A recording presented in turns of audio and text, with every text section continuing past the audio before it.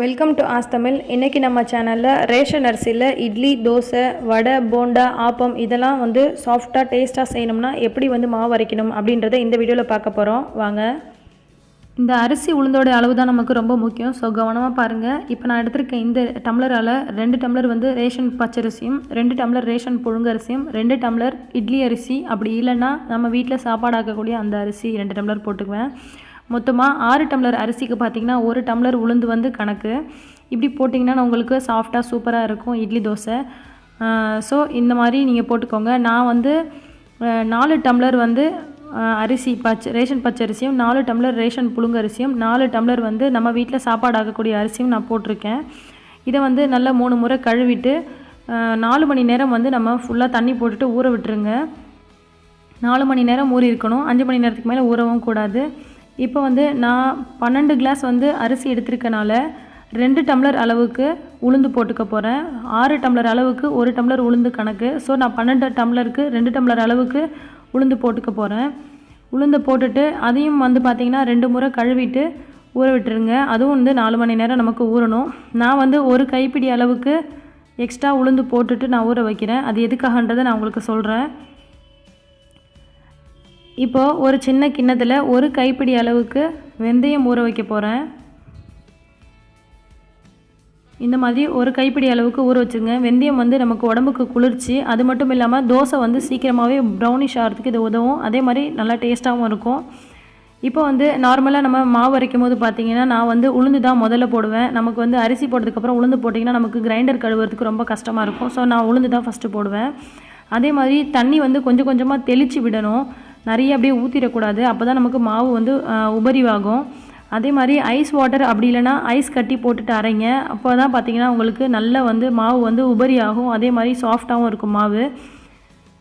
இந்த மாதிரி rubber sheet அப்படி இல்லைனா வேறு ஏதாவது ஷீட்டு, கேலண்டர் பேப்பர் அந்த மாதிரி கூட ஒட்டிட்டிங்கன்னா உங்களுக்கு பின்னாடி தெளிச்சா கூட நம்ம ஈஸியாக எடுத்துடலாம். அப்படி இல்லைனா தொடச்சி விட்டுக்கலாம். இப்போ பார்த்திங்கன்னா மாவு நல்லா அரைஞ்சிட்டு இருக்குது.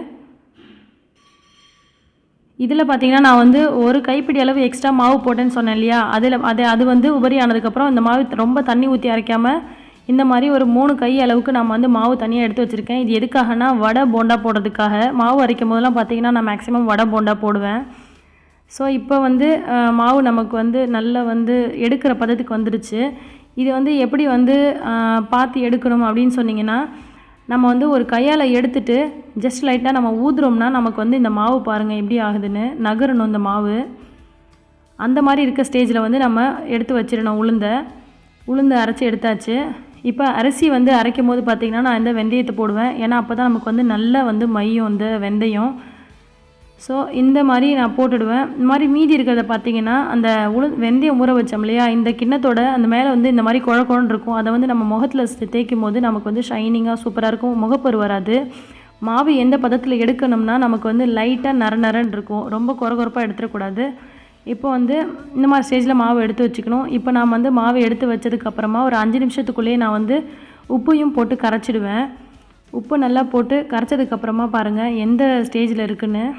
இந்த மாதிரி நமக்கு ஒரு ஸ்பூனாலேயோ அல்லது ஒரு கரண்டியாலேயோ எடுக்கிறோம்னா நமக்கு இந்த மாதிரி கீழே விழணும். அதே நேரத்தில் ரொம்ப தண்ணியாகவும் இருக்கக்கூடாது.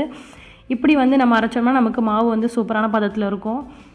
இப்போ நான் எப்போதுமே மாவு அரைச்ச உடனே பார்த்திங்கன்னா ஒரு பெரிய சில்வர் டப்பாவில் நான் எடுத்து 2 பெரிய சில்வர் டப்பா அளவுக்கு எடுத்து வச்சது போக எனக்கு மறுநாள் காலையில் சுடுற அளவுக்கு மாவு இருக்கும்.